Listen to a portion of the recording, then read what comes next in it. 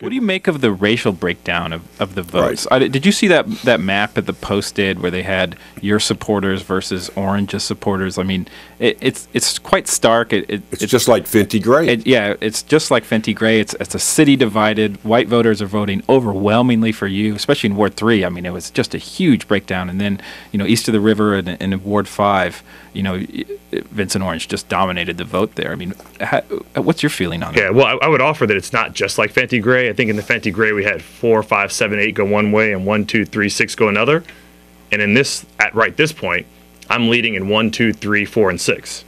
Well, you virtually split in Ward 4, though, right? Yeah, a lead is a lead. I mean, we're talking about an election that's divided by 503 primarily votes. white. But big picture here. I mean, big picture, you won the white vote. Is there a racial divide? Well, so that's an interesting question. I don't know because we don't know.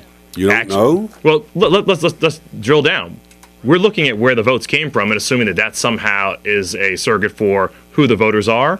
What I do know is I've been across the city and campaigned in front of lots of people and earned lots of votes from various diverse constituents across the city.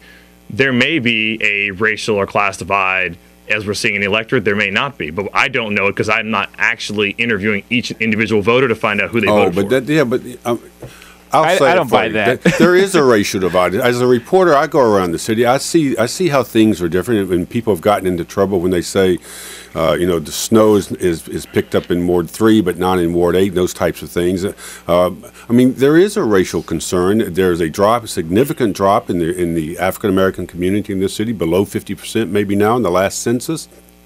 Many African Americans that I talk to in the business community are worried that they're losing the stronghold, partly that Barry brought with him when he first was elected mayor.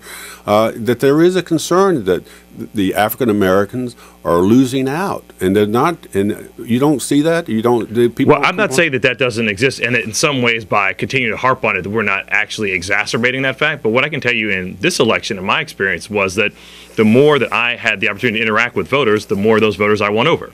And the fact of the matter is I started my political career serving residents of Wards 3 and 4. So there's logic that follows that I would naturally have a base there and radiate outward from those communities. Okay.